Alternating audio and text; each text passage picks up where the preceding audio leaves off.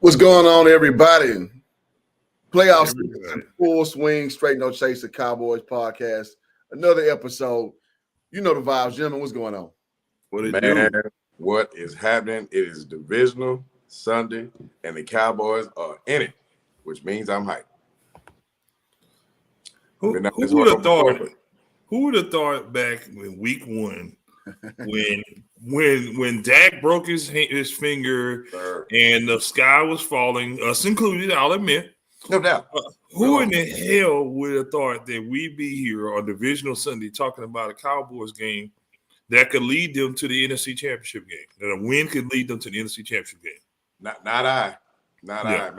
It was like you said, Rich. It was gloom and doom, man. You got to admit. Looking back on that, this is why I love NFL seasons, man. I mean, they take on such a distinctive life, man. I mean, like from week one to where we are now, you got the ebbs and flows and what have you.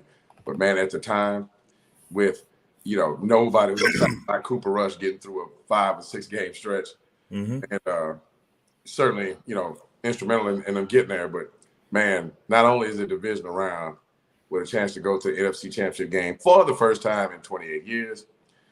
Morning, Miss Diva. But Shout out to Miss Diva. Man, it's the old rivalry, bro. It's the 49ers. Yeah. And it's old school.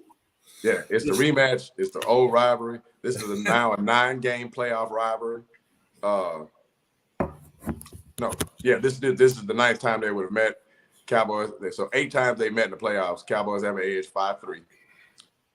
But the most recent one was last year's ass whooping in Dallas. So Dallas owes them an ass whooping for real. And they got a chance, and here we go. Well, I mean, was it? I take that bad. I mean, with the circumstances, how the team was trending downward, and then you lost. Oh, by the way, you got to have Cooper Rush like the 3rd time he'd been on the team. It wasn't a lot to look forward to, but I mean, like you said, a stark contrast to where we are now, obviously being in the divisional round of the playoffs. Right. So, I mean, we took the sensible thing, and sometimes you're wrong being sensible. Sometimes you should be extreme. To be fair, there was absolutely no reason to have optimism at that point. Not just from a personnel perspective, but from a leadership perspective. And I still hold true to what we've been saying on this show for the past year and a half. Until proven otherwise, it's the culture. And we have been beating the hell out of that drum. So until we have that trophy in Jerry Jones' old rusty, crusty hands, it's the culture, man. Because the difference between 25 years ago and today is the culture. This time, 1992, 93, 90, heck, even 94, it wasn't even a question. It was a question of how much are we going to win by? Right. How much are we going to beat the 49ers by? How much are we going to beat whoever the hell they put in front of us by? And how good are we going to look winning this Super Bowl? That was the culture back then. We're still not near that. So let's not kid ourselves. They're in position. They've overcome some adversity, but you also have a team on the other side of the field who also has overcome not 1, but 2 quarterback injuries. They got a guy who was the last pick in the draft that was completely unforgotten, has stepped up and emerged, and he's led that team like you wouldn't believe. Brock Purdy is who Cooper Maniacs thought that Cooper Rush was. Yeah. You know what I'm saying? That's a good way to think of it. Like he is, and I posted this question, I want to say like a month ago. I really think there's some conversation that has to be had in that office in up there in Santa Monica, San Mateo, wherever the hell their office is. There's going to have to be some dialogue about what do they do going forward. Even if they lose today, you out of your mind if you think that Brock Purdy is going to go into training camp as a backup without at least a shot at being a starter. There's a clear quarterback controversy moving forward in San Francisco. There's no way in hell that man didn't earn a shot at a potential starter position. Trey Lance has not shown this. He's shown some spurts. He's shown some little moments. Right. But Brock has been the rock. Brock has been steady. And every week you can see him building more and more and more on his repertoire. They're getting more comfortable. They're opening the playbook a bit more. At first, it was just a little dink and dunk. Offense they ran very conservative. He's pushing the ball downfield now. He's using he's taking risks. And I see him changing plays at the line. That says a lot. When a coordinator lets the quarterback change plays at the line, he'll walk onto the line, he'll look around. Hey, we're doing this. And he'll change the play. So there's a lot of confidence that they have in this young man. And he is not to be taken, with a grain of salt because he's a rookie. Now, I know that no rookie has ever taken a team to a Super Bowl, but there's a first time for everything. I'm just saying. Yeah. Well, I mean, Brock Purdy's playing well. And last night I had to argue against a 21-year-old that why I had to give reasons why Dak Prescott's a better quarterback than Brock Purdy. Yeah. So that's kind of what we're dealing with right here with the small size sensationalism. Right. So with that being said, I mean, listen, man, the kid has been playing, given the circumstances. I mean, it's almost like, remember like a few years ago, we threw out Ben DiNucci. Oh, God. Late guy with some stuff on him. Nah, he wasn't. So, but at any rate, that's what the 49ers essentially are getting out of. It's kind of a reach of a guy to have in if you put things in context. So, I think it's a compelling story, but some people going overboard with it. Like, listen, bro, at the end of the day, you're the last dude picking the draft. So, I mean, we'll see what he does once that film gets keyed in on him tonight. Right. Which actually, I'm sorry. What's up, D? Yeah, no. You mentioned the Ben DiNucci thing. Rich, you brought up an interesting deal about the culture, and an identity thing. You're talking about that 90s squad, and again, the irony is just beautiful because if you remember against whom they broke through to establish that culture many, many, many years ago was the San Francisco 49ers. That was a young, Troy, Emmett, and Mike, liked his team, a lot of talent, hadn't done anything yet, had a disappointing exit from the playoffs a year previous against the Detroit Lions. And they go out to what was then, like this team, an outstanding 49er squad. That team ended up with 4, 5, 6 Hall of Famers on it. Should be 7 because Roger Craig should be in. I don't know what the hell they're thinking, but whatever. I will definitely co-sign that. Yeah. The great Roger Craig. Yes. And they go out, man, and again, the expectation was, man, a lot of the same questions we got going into this one. Can they go on the road against a really good 49ers team? Can they get it done? That was a legacy, establishing a legacy defining win because we know the run that they went on shortly after that. Following year, the coach famously guarantees a win against an equally powerful 49er team, and they beat their ass. So, but you don't do it until you do it. I look at this today as an opportunity for particularly guys like Dak Prescott, Ezekiel Elliott, guys who came in together, 7 seasons ago. Like, man, this is a shot because, who knows what this thing looks like next year. So, you got to take advantage of this, the opportunity that you got now. And, I thought QB1 did a real, unbelievable job of perhaps, we'll see after tonight, but was last week's performance a springboard to that run that find his legacy? You know what I mean? He got off to one hell of a start. That thing that I'll give you. But this is a different animal. I think this is a decidedly better team than what they played last week. Extremely balanced on both sides of the ball, and the put up and shut up aspect of this thing today is just. This is what you live for if you're a fan. Of your squad, can they do it? I'm loving it. I'm hyped. Well, I think just looking at the game itself, I think there are some lessons that can be learned, and I hope that I preach and I teach. I believe in film study because these football teams have their own culture, so to speak, when in regards to how they operate on both sides of the ball. And there's a lot that you can learn about a team by the way that they look on film. They're not going to show you everything, but they show you tendencies. Yep. So you can tailor your game plan based on their tendencies, based on personnel matchups, based on, a number of different factors. I just think the Seahawks didn't have the personnel that they needed, but I think they came out with a very solid game plan, and they were competitive all the way up to the fourth quarter against the Seahawks. And what I mean by that is Brock Purdy, if he's comfortable, he's solid.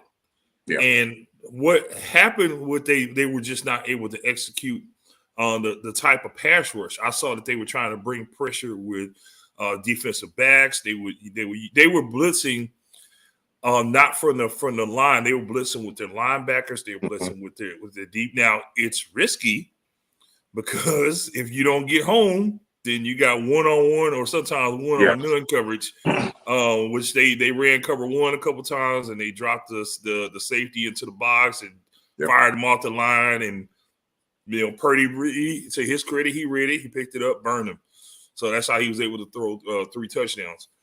They ran the ball effectively, but the Seahawks, they did what they could. It's just they bend. And at some point they broke, and then that's where McCaffrey had that ridiculously long, I want to say like a 70-yard run or something like that. Yeah. But other than that, they pretty much had him boxed in. I want to say he had at that point like maybe 50 yards, rushing on, I think like 13, 14 carries. So to me, the key is, first of all, you got to take Deebo Samuel and Christian McCaffrey out in that running attack. That's priority number one. I don't think that we should really harp on trying to blitz Brock Purdy from the line. I think we need to get that box lined up, make the damn tackles, fill the gaps, get those guys on the ground, get them in third and long, and then you bring the pressure on Brock Purdy because then that's the situation where you bring the pressure on him. So for all of you Cowboys affiliates out there, and that's looking for Micah Parsons to have 7 sacks today, I don't want to see that. I want to see a solid, concerted effort to shut down this running powerhouse called the San Francisco 49ers. I want that. I want those lanes filled. I want a hat in every gap, and I want those 49ers runners on their asses. Okay? That's priority number one. Priority number two, Brock Purdy he's still a rookie. He's still a rookie. There's only so much football you can learn in 1 year in the NFL. So I'm going to show this clip here, and this is from the Raiders, which, it didn't help because they still want to beat the Raiders' ass. Excuse me. Let's see here. So what you're gonna see here is this. Let me start right here. Right here. So he looks wide open. I wish I had the panoramic view and the pre-snap view. Because what they did they came out in cover one, but they shifted that safety over, and they dropped him down about 5 yards. And so the defensive backs were on islands, again, risky, but that deep safety, he was playing mid and center field. And so pre-snap, you saw. And again, I wish I had all this. You saw Kittle line up. They let him release because they know, okay, we're gonna bring a slight amount of pressure. We're gonna make it easy for the rookie. Let him throw the ball to what he thinks is the open target, and then our center field is gonna go make the catch. All right. So in this situation, the DB steps over, slides in front of Kittle, boom, interception. So my point here being is we have a guy who specializes in this, who's wearing a headset just like me. It's a man named Dan Quinn. He is the master of coverage disguises. Yeah. I mean, this dude could rob a bank and you wouldn't see him on camera. Like, for real. Like, and we also have some guy that wears number 7. What's his name? Tyron Diggs, something like that. I can't remember. He had like 11 interceptions last year or something like that. Yeah. So I expect to see some disguised coverage in an attempt to fool Brock Purdy. And I hope it works because, like I said, at the end of the day, He's a rookie. He's playing well, but he's a rookie. And there's some things that he hasn't seen that you can throw at him. And if you can create some early turnovers and slow that running attack down, it's going to be a long day at the office for the 49ers. So I can dig it, man. Yeah. I mean, we kind of, well, we usually are on a lot of pieces, but when I was thinking about how Dallas wins this game, they got to get up on them early. Don't play from behind. Much like last week, when you get those opportunities, and I think Dallas' offense, 49ers have feasted now for 11 straight games, which is damn impressive. They haven't lost in over 2 months. But they haven't seen the dynamic of an offense that what Dallas is going to present, even though they have a terrific defensive front. But even in the defensive player of the year in Nick Bosa, who basically stole the trophy from Micah. Yeah. No, sorry. But they can be had in the back end. So and we saw that, you referenced that playoff game, Rich, against Seattle. Seattle, hit some really, really, deep plays, and these plays weren't, a lot of trickeration. This was just, the offensive line doing his job. Geno sticking his foot, in the ground and letting one rip downfield. I know the deep ball that they hit him on was just a straight go. But that was due to the fact that Seattle's offensive line held up, which is where I'm going with this. There's a premium on Dallas today to win the line of scrimmage. I know we say that in just about any football game because it really boils down to, the line play. But today, especially given the talent on both sides of the ball that San Francisco has, Dallas wins the line of scrimmage. Dallas is going to win this football game. That's the bottom line because Dallas has playmakers that can present its matchup problems in the back end for San Francisco. But, San Francisco creates a lot of havoc with their front seven. They have a terrific front seven. And one quick note, and this is a concern that I have. Jason Peters will not play today. He will not. AAR Peters is out today. AAR Peters is out today. And I found out during the week it was basically a hip flexor. Yes. Which, that is concerning. So there is going to be an increase impetus with young Tyler Smith to handle his business. Tyron's got to be Tyron. They got to win up front. If and that's what's going to be the fun part of watching this game. It's going to be the battle of attrition. It'll be the battle of wills. Who actually wins that battle in the trenches? Because both teams kind of want to do the same thing. Both teams want to establish a really strong run game to control clock. Yeah. You know what I mean? And, I think that 130, 135 yard combined production number for Dallas is something to watch. If Parsons and Elliott can do their thing and like I said, coming off that offensive line, then this is gonna be a fun afternoon. And before we get into more matchup, man, I have to give my man props. Cliff, be ready for the clicker. Man, that was the Beavs' finest hour last week, bro. Yeah. Without question. And I think, and I want to bring the Beav into this because I think that matchup is as paramount to the Cowboys' success today as anything. Dak was incredible. We know that after that third series on, I mean, he was as locked in and just as focused and on top of his game as any time I've ever seen him. I heard Troy Aikman say it was the best game he's ever seen Dak play. I don't know that I can argue that. Given the magnitude of the circumstance and everything, especially coming off that stinker the week previous. But man, the play calling, the game management was at the best I'd seen all year, and what a time to be the best all year at that. But today's matchup, for those of you that don't know, and I'm sure our Niner fans that's typing in on the chat, they know, they appreciate it. Man, Kyle Shanahan is one of the, I would say, 2 or 3 best I don't think you can get number 3 in terms of better play callers and play designers. No question. Football. Kyle No Shanahan, question. absolutely. Yeah. Kyle Shanahan made Matt Ryan look like a world beater. He's a damn mad scientist. He really is, man. Yeah. So the Cowboys defense is going to have their hand full. Dan Quinn is going to have his hands full. That match, that chess match, Rich, that you alluded to earlier, with Dan Quinn being the master of disguising coverages. That chess match, with Shanahan and Quinn, and the Beeve, it refreshed my head again. Who's San Francisco's DC? D'Amico Ryans. Yep. Yeah. Just said that. That match is as huge as the 11 guys, 22 guys are going to be on the field. Mm-hmm.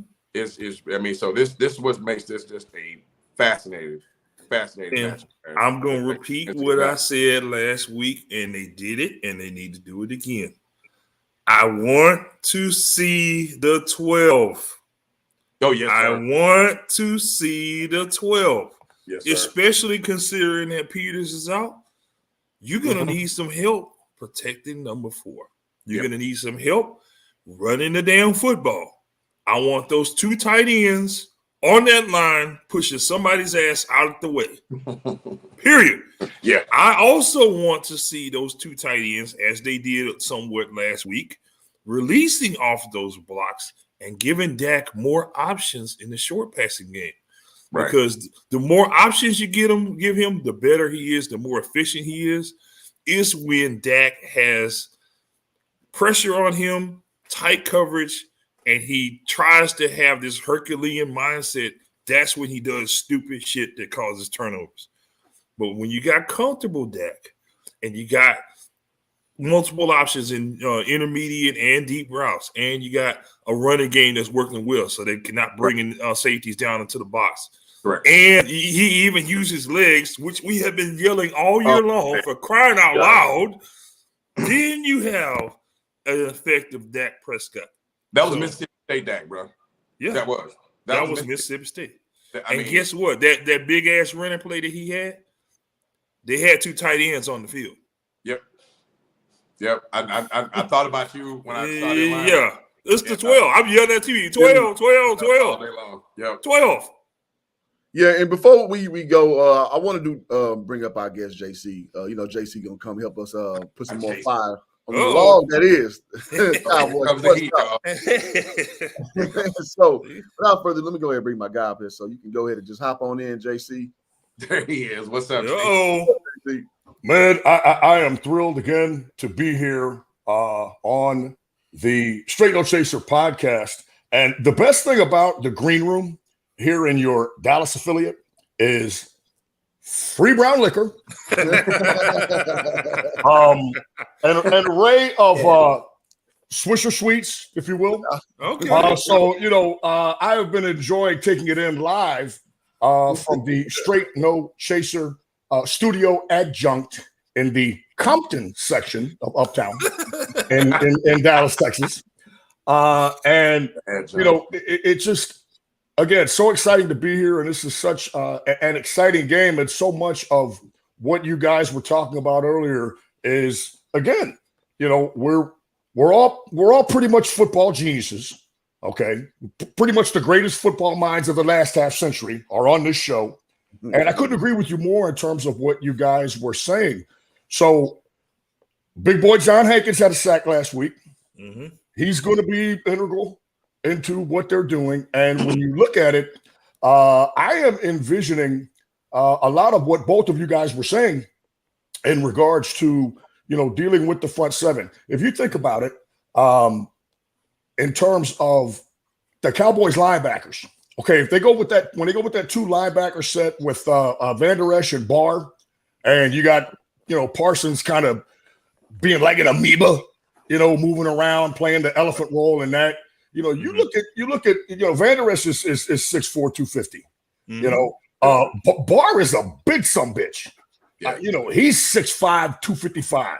Yeah. Okay. Mm-hmm. And I certainly agree with, looking at it in the philosophy of, all right, we definitely got to get after Purdy. I think in terms of what you guys are talking about, in terms of looking at Purdy, I was seeing it right away. in terms of he is doing a very good job, but he does have some limitations. He's a rookie. And yes, and you keep thinking that, okay, he's due to kind of have a little bit of an education process or maybe a stumble, in going through all these games in the NFL. And it's not just because he's due. It's not a time thing. It's that as you start to see better and better defenses, okay, every rookie quarterback, whether it's first pick in the draft or whomever it may be, they could start out very well, but at some point there's going to be something that's a little different than what they've seen, and it alludes to the disguising of coverages that you talked about.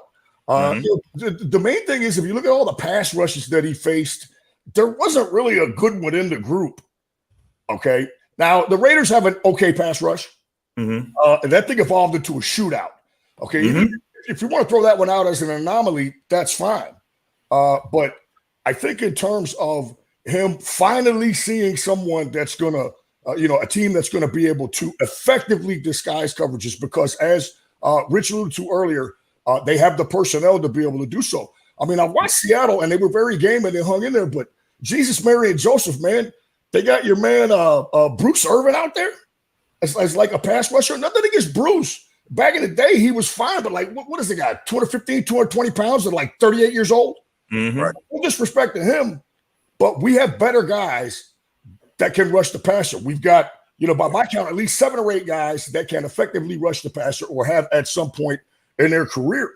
And again, in stopping the run, yes, I think that you completely sell out and do it. I don't know, if cover 1 is the move, okay? But because, again, you'd really like to have a safety with a lot of range to be able to do that, in terms of a guy that can really cover a lot of ground. Right. And I really don't see, Donovan Wilson is a strong safety. He's a very good strong safety. I see him a little bit more as in the box safety, which is fine. Right. Roy Williams. Yeah, exactly. Yeah. Which is fine for what they're trying to do today. He's been very consistent and has had a very good season. And when you talk about winning the hitting battle and being a thumper, he's the guy that you see. Okay, right. He's the guy that you see. So I think, again, the one thing that I don't want to see, all right, is Brock Purdy standing back there for 3.5 seconds and these bastards going play action on 18-yard deep digs. And he's just standing back there chilling. We can't have that. That can't be allowed. And again, he's done an excellent job. Okay, and yes, he is due, but not in the fact that, okay, it's just a time thing he's due. He's going to run into a pass rush, unlike what he's seen, okay, except maybe in practice. We all know they don't cut loose in practice, okay? And so this matchup is incredibly intriguing to me, but I think that what you guys just identified is the key. If you go up and down and look at all the personnel, San Francisco has fantastic personnel. They've got 5 guys, maybe 6, that can be considered the best at their position. The best lineman is Silverback. They even have the best fullback in 44. The best tight end in Kittles. He's a great inline blocker, an all-around tight end. Future Hall of Famer. Exactly. The 2 best dual threats in CMC and Debo. You've also got the best defensive end in Bosa. And don't look now, but the kid out of USC, the 5th-round draft pick 2 years ago, first-team All-Pro. That's it. So the Cowboys have the personnel to be able to hang with these guys. I really believe that they do. It's a lot more even. I've been seeing a lot of people say, oh, yeah, San Francisco's going to roll them. Cowboys are trash, blah, blah, blah. Listen, the talent discrepancy in the rosters is not that big. Although you could argue that San Francisco has the best roster in football. Okay? The thing is, the whole key to this whole thing is everything that you guys just talked about. It's making Brock Purdy realize that he is a 7th-round rookie from out of Iowa State. And this is the divisional playoff rounds. And he is playing against a fantastic defense that, according to whichever ratings that you look at, the Cowboys overall defensively are rated very, very high.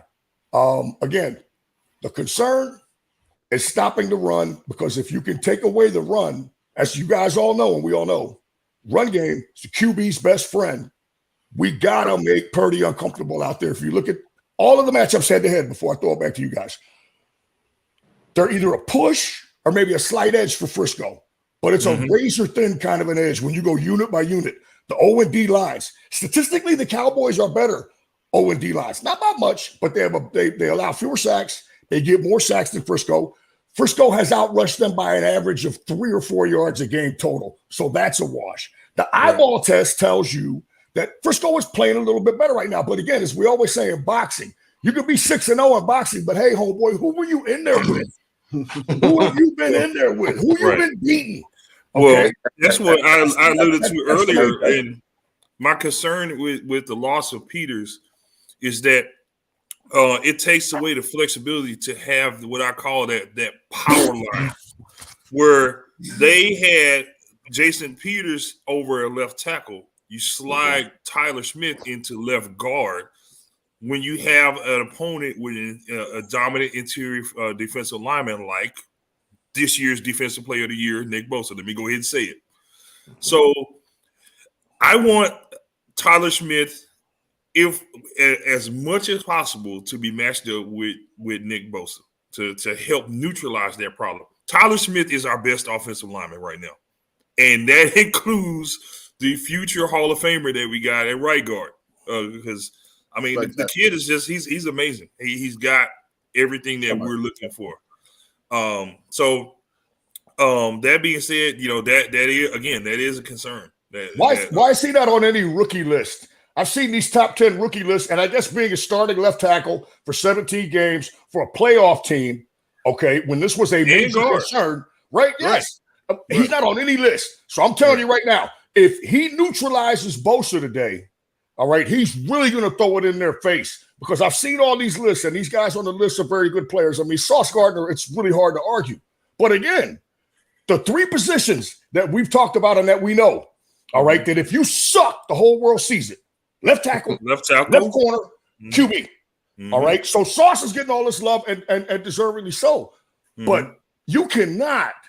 There has never been a team to go to the playoffs, win in the playoffs in advance, and have a piss poor, average or below average left tackle.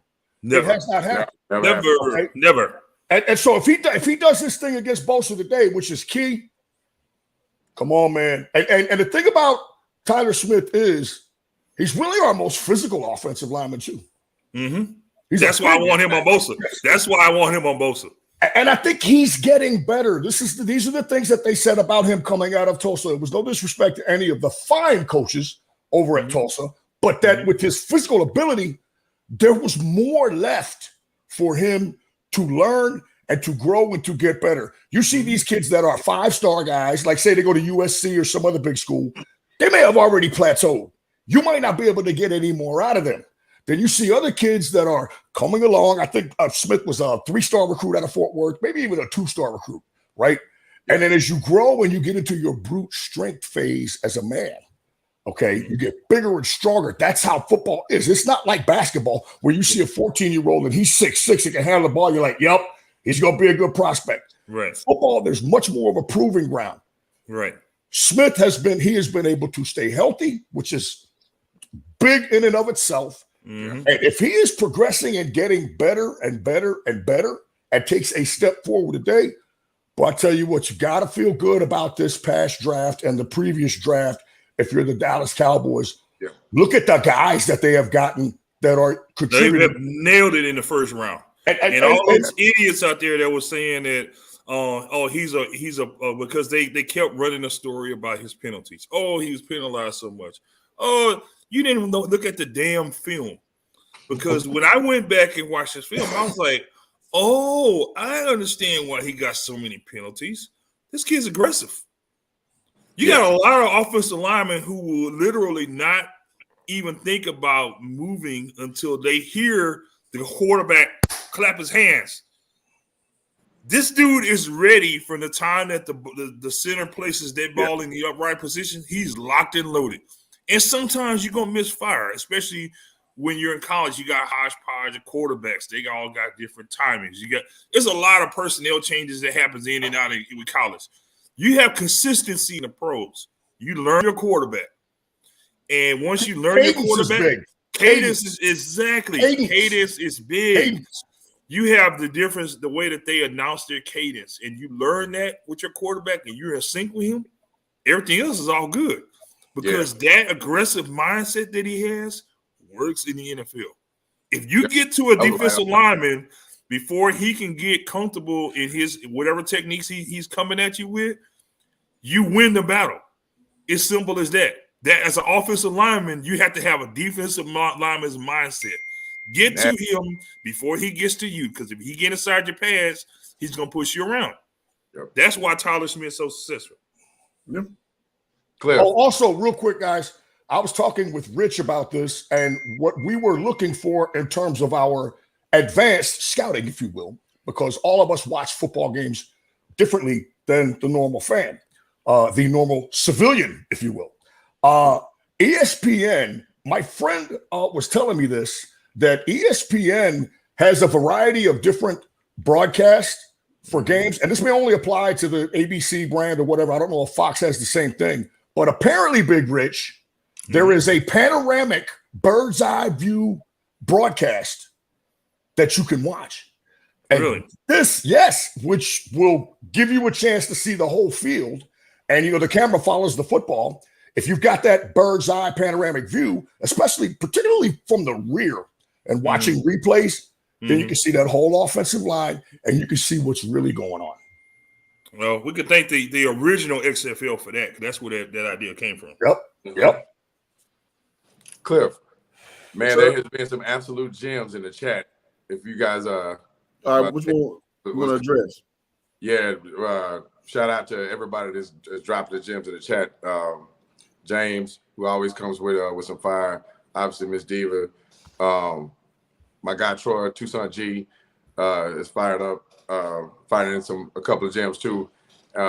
Basically echoing some of the stuff that we were saying about the game plan today in terms of making Brock Purdy uncomfortable. I mean, I think those of us who are vested and watch like we watch, that's going to be a continued sentiment there. Yeah, get after his ass. Exactly, Troy. That's what I'm talking about, man. And Rich, I think that comment you made earlier about, you know, the affiliate comment with Micah Parsons, you know, the 7-sack deal. I think that's a great point, man, because that would tend to denote an all or nothing type of approach today to the defense instead of being solid and sound in, you know, tackling. And you mentioned that, man. That's a key. You know, when they get to McCaffrey, have a hat in the gap. When they get to him, get him on the ground. You know, these are guys when they can get that second, third step, or if they bounce out, run out of a tackle. And these in Deebo Samuel and McCaffrey, this is what makes the 49ers run game so special. Is they're really, really, you know, excellent in their blocking schemes, but they got two guys is when you don't get them on the ground, that next step they take, they could be housing it in both Deebo and McCaffrey. So that, you know, and I'm sure that this was preached, but there's that added emphasis on execution today. We're getting, you know, this level of talent they got to deal with. And on the flip side, man, you talking about that offensive lineman's mentality, you know, hit them in the mouth before they hit you. That's got to be the mindset for the five guys up front today. And what I want to ask all of you is, man, were you as hyped as I was? Now I know it's a little bit different today because our guy AAR Peters is out, but man, did you fully appreciate what the Beef did in terms of that extra heavy package putting McGovern in the backfield? Yeah, the big 12. A full house. Full house. But that, man, that look, now I've heard they're going to mirror that look a little bit even with not Ball. Who's the other guard that they're going to use it? They're going to swing that with.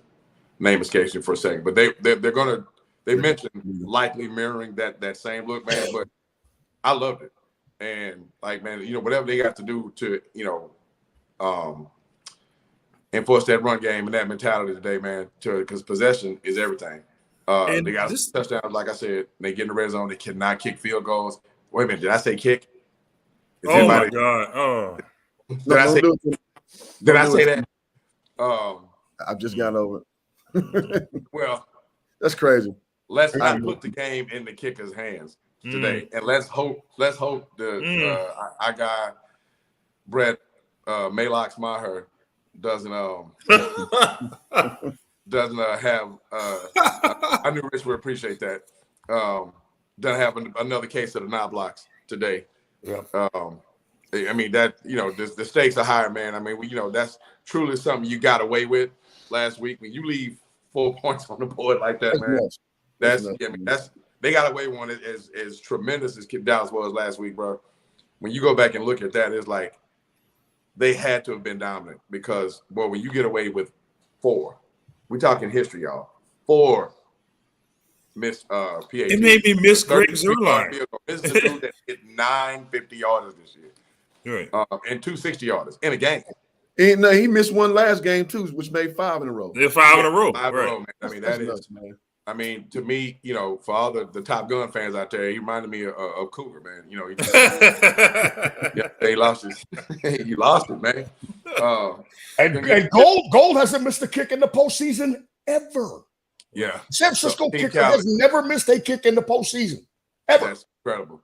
I love this. The comment from Team Cali. The rivalry has been awakened once again. It most certainly has been. It has, and I will go ahead and try to get in the heads of the network suits. They gotta love this.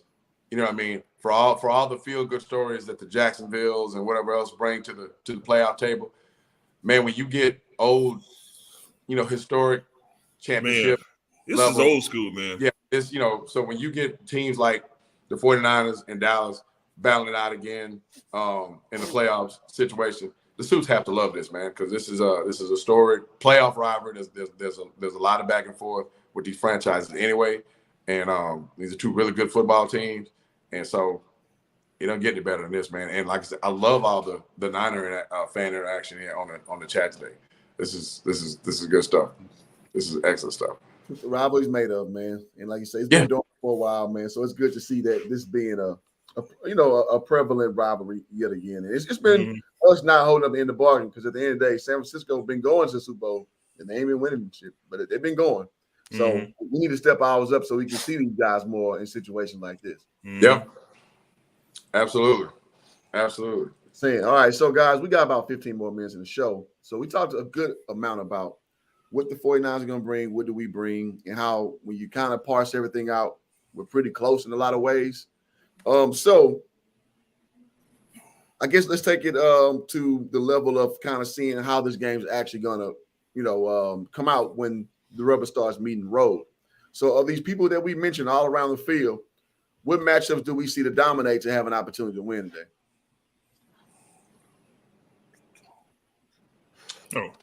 Dominate, like a favorable matchup per unit? Yeah, just what we doing, what we got. Like, so how do we see this playing out? Okay, I'm gonna tell you a name we haven't mentioned in the 45 minutes that we've gone on that I really would like to see, and I saw a glimpse of this in the Seattle game. I think T.Y. Hilton gets see some opportunities today downfield. I think this is a game because of how fierce they are in the front 7. When you have a T.Y. Hilton out there that can still motor like he can and stretch that field, I think there's going to be some opportunities for Dallas's receivers against the Niners secondary because of T.Y. Hilton, the ability to stretch the field in packages. So guys like CD, Dalton Schultz, and as an aside, how about Dallas's tight ends last week? The 12. That 12. More of that that 12 in the passing game. More of that, but our leading receiver was Dalton Dallas' Schultz. receiver core against San Francisco's back end. I think there's some plays that to be made. I think a lot of it has to do with the fact that there's a legitimate threat to stretch the field with T.Y. Hilton. I'm going to keep the big eye on that one, the keen eye, if you will, on that one, real tough, because he's a guy that you still got to worry about getting over the top of you. And I think there's going to be some opportunity there. I'd like to see some triple shoot, which is a slot and a tight end. Pollard single back. Okay, Dak and the good old Pistolo, right? And so you kind of get, the best of all worlds that way. You've got that body up on the line at tight end. Good old pro right, slot left, and this way what you can do what you were talking about with T.Y. Hilton, but to me, you flip the script a little bit there. Put T.Y. at the X and let CD go off in the slot. Nice. You know, and then that way you can stretch it, or you could flip it back. You know, T.Y. just needs to catch that damn inside release when it hits him dead in the hands. Right. And I know that was only the one drop, but again, you know, these two teams are so remarkably similar in what they do. Mm-hmm. You know, CD comes off on the crossing patterns. Okay, Ayuk is a big crossing pattern guy. Okay, they have the scat back types that can really kind of do things. The Cowboys, their tight end situation is Schultz is good, but as you guys know, it's the fact that they've gotten contributions from all three of those guys, and the fourth guy alludes to what you guys were talking about earlier. McEwen, that's their wham blocker, inline blocker. Right. He is in that big 3 full house set. He's been playing some H-back and some fullback. Okay, so not as accomplished as a pass receiver as those other guys, but again, you're going to get some similar things out of him, and he's going to get 15 to 20 snaps today, 25 snaps today. This is for tight end.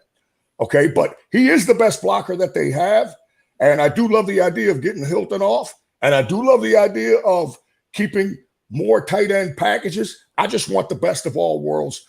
I don't know if they run a lot of triple shoot. It's an old formation that TCU used to use that was kind of, you know, made big. This was probably 20, 25, 30 years ago. And it was, you know, it was unheard of at the time. You see more of it now. I don't know if they have a lot of packages like that, but I think there's a chance to make some hay with that in that package, in that setup, regardless of who was at tight end. I want to see, and this is going to surprise a lot of you, I want to see number 21 have a big day. Yes. Yeah, I said number 21, Zeke Elliott. I want to see him have a big day. Yep. I'm kind of indifferent. Yeah, because that means that we're controlling the clock. That means that we're controlling the tempo. We're moving the chains on short yardage situations. And me personally, everybody else seems to run away from Nick Bosa. I say you run right at his big ass. The best way to approach a bully is to approach him dead on.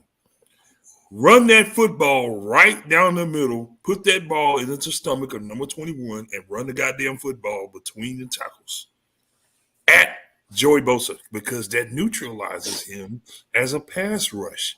Yeah. When you see them start to creep the linebackers up a few steps, when you see that safety kind of look a little uncomfortable, that's when you take that football and you tap 21 on the stomach and you pull it out and you look downfield and, oh, look at that. Your receivers are one-on-one. That tight end runs it out. He's open. It's called wiping the booger. Right there. Booger off the back. Yeah. Tell your quarterbacks, hey, man, listen, on that play fake, man, wipe that booger. Wipe the booger. Wipe it right off of his belly. Right? Yeah. And on those short passes, flick the booger. Let's flick the booger. Right? That's what I want. Quarterback play had so much to do with boogers. The best way to neutralize a pass rush is a combination of getting the ball out quickly and running that damn thing right at him. Buster Douglas beat Mike Tyson because he made him fight backwards. He attacked Tyson. He put Tyson on his heels. Tyson normally comes forward. When you make a bully fight backwards, they're not the same. That's a great comparison too, man, because that's exactly what happened. And you mentioned one word too, Rich, and to Cliff's question about a team where they can dominate or they can Dallas can make hay. You mentioned one word that I locked in on. I think it's going to be big. Is tempo. Mm-hmm. I think if Dallas plays fast, and keeps personnel groups out there, a little bit longer, an extra snap, while they got hands on hips or what have you, because they're going fast, a little bit faster than up tempo. And it seems like more often than not, when they go to that faster tempo, that Dak tends to think less. Mm-hmm. Or reactive, which is, to me, that's the best version of Dak, is when he just goes. When he thinks too much, that's where he make problems. Exactly. Overthinks. Mississippi State Dak, man. That's what was so, like, the decisiveness and the confidence in his runs last week. We've not seen probably since before the ankle injury, and my man Troy brought that up earlier. And that would make sense when you have the injury that he have, and the hesitancy or what have you. But man, it was great to see him. Those use those wheels. Yeah, I mean, he just took off, and that one. That's a big boy, man. He's a problem to get on the ground. Down. Like run. Yeah.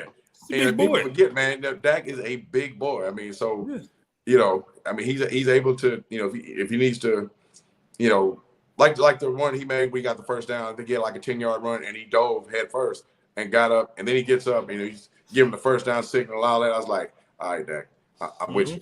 But that tempo, man, I think that tempo, to Cliff's question, is going to be a big thing too. Maybe wear him down a little bit, keep hitting him in the mouth, like you said, Rich, but do it with tempo. Get back to that line of scrimmage, line that thing up and go right back at their ass with tempo. I want you to re-explain the why you run straight at Bosa thing, because Miak Mike in the comments says that's formula for the Cowboys to lose doing that. So we'll make that point if you want to kind of re-explain yourself. See, when you look at the film instead of the feelings, Nick Bosa's strengths is rushing the passer. He's a pass rushing type of lineman. He's not a big two-gap Vince Wilfork type body that's going to clog up the A-gap and cause you problems in the run game. That's not him. He's the kind of guy who's going to try to defeat your lineman and put as much pressure on your quarterback as possible. So when you have a guy like that who comes forward off the snap, but you're running at him, it causes him problems. It throws his timing off. Teams have run the football at Nick Bosa, and they've abandoned it too early, in my opinion. The Raiders were actually one of them, and Raiders got probably arguably the best back in the league right now. They abandoned the run too early in that game. If you go back and look at the film, I'm not afraid of running at Nick Bosa. I'm afraid of Nick Bosa getting to Dak Prescott in the pocket and causing problems, collapsing the pocket, force him to make bad throws and sack him and strip fumbles. That's where Nick Bosa has earned this year's Defensive Player of the Year. It's not because he's a guy that's going to give you 70 or 80 tackles and blow up plays in the backfield. He's not that kind of guy. He's a pass rushing specialist. He's a pass rushing machine. So you take that away from him, you take away a significant part of the problems that have plagued the Cowboys, because when Dak's under pressure, he turns the ball over. Simple as that. So you neutralize that factor. Even if we're getting 3.5 or 4 yards a carry, it doesn't have to rush for 200 yards to be effective. My point here is you run the football at him so that you take away opportunities for him to cause problems to wreck the offense. That's how you beat Nick Bosa. That's why I say you run the football at him. And thank you for clarifying that, because again, we like to make sure we're explaining what we mean, in depth, because sometimes you may miss the overall thing. I've been questioning on stuff like that, so I'm glad you was able to explain yourself fully, Rich. Not that I doubt you, but just saying. Yeah. Rick, can I ask what Rich said real quick?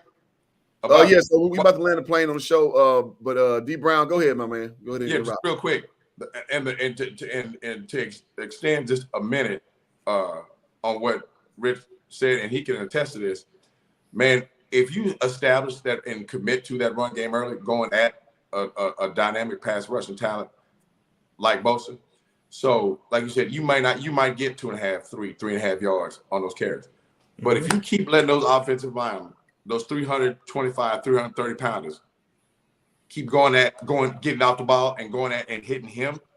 So now you're in snap 40, snap 50. Guess what? He's not as effective doing what he does if you've been hitting him in the mouth all day. Right. That's why you run it, Nick Bosa. Right. You take away fire in his deal because you've been hitting him for multiple snaps, as opposed to the lineman standing up and waiting to react for him to come do his thing. Nuh-uh. We're taking the fight to you. So you take some of the air out of his sails, later on in the game, because you're not as effective on snap 15 as you are on snap 40, 45. One of the best ways to beat a knockout artist is to jab him. Beat him with the jab. Yep. You don't knock guys out with the jab, but you keep them honest. You keep them off you. You keep them from coming inside you. Yeah. Perfect. Yeah, he won that fight with the jab. Go back and look at it. Yeah, that's fair.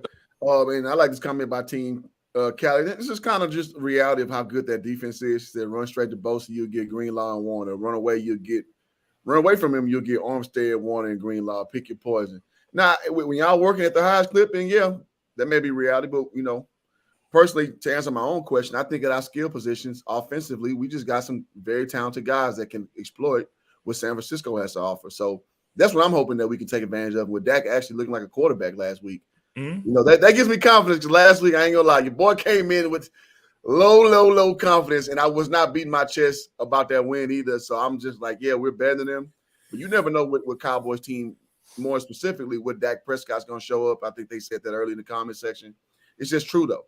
So as far as, what we see today, I mean, I always said it on a few panels beside this. It sees what number 4 shows up today. Yeah. Then I can give you an answer.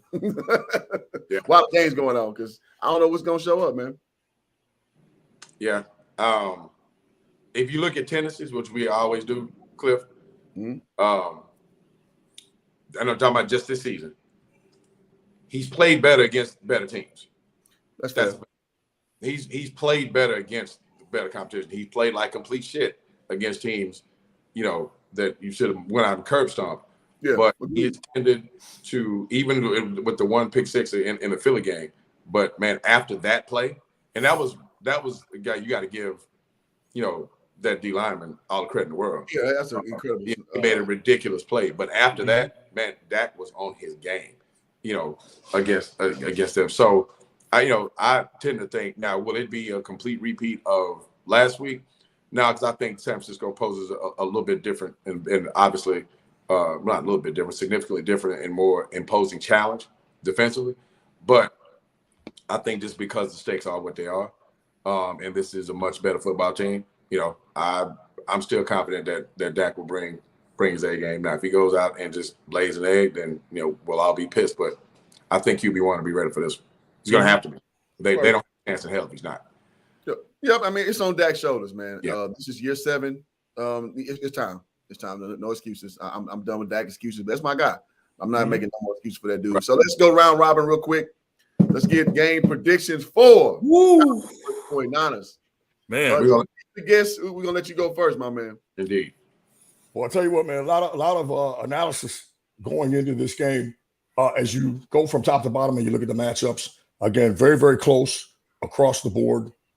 The one area, again, and continuing with this theme, that we have to win, and that's QB. We've got to win that area. But Purdy might end up being very good.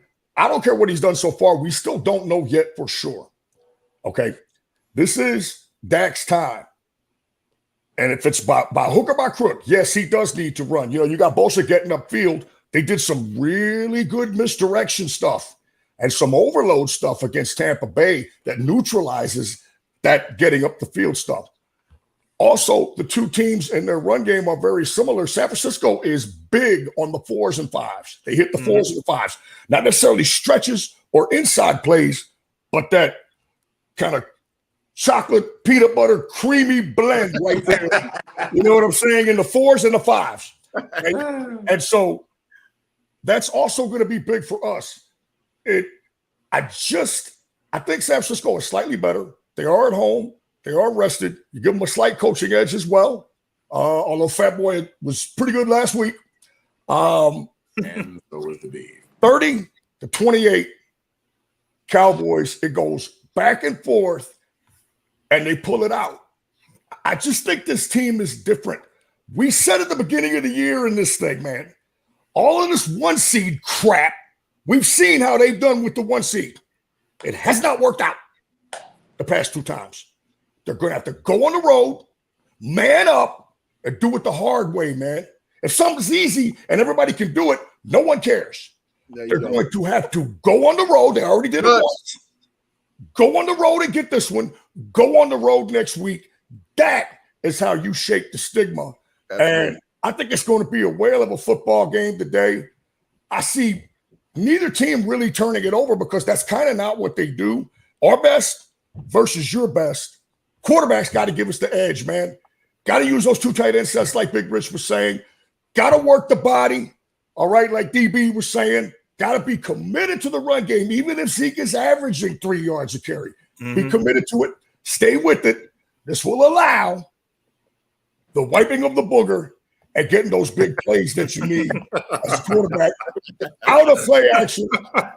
Come on, boys. We've been waiting for it. Let's take that next step today. 30-28 Cowboys. 30-28 Cowboys. All right, there we go. Good stuff as always, JC. Great Richard stuff. E. Brown, what we got? Man, a lot of what JC was saying, I would be sitting and watching the game, and that phrase is going to echo in my head throughout wiping the book. Every time I see that. I think this is going to be, like I said last week in the recap of last week's win, this is going to be an absolute war, man. This is two really good football teams, very similar in styles. They want to exert their wills. It's just going to basically see who's going to man up today for 60 minutes and do what they do. I expect a high level.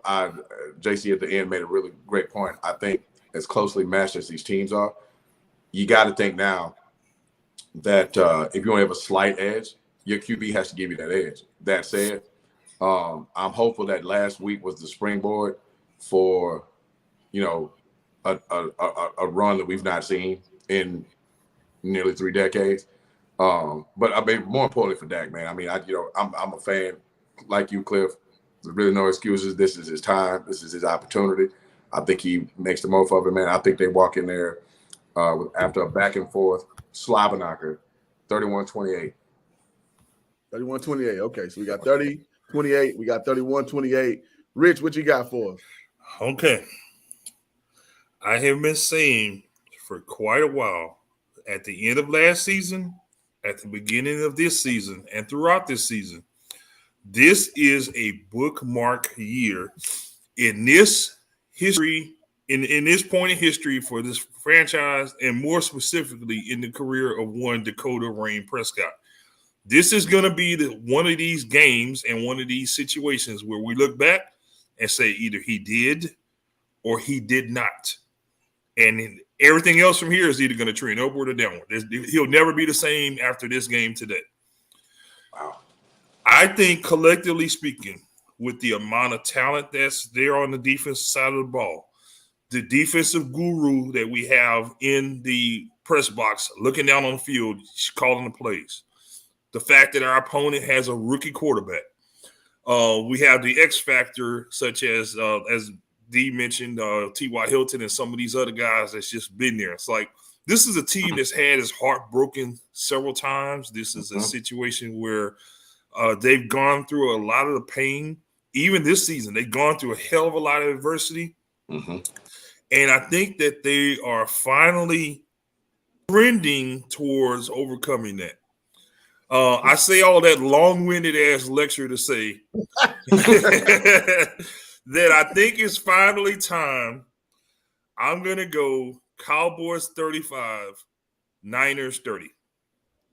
A lot of scoring, but they pull it out. Yep. Okay. All right. I like the I'm gonna go to under, man. I'm gonna go.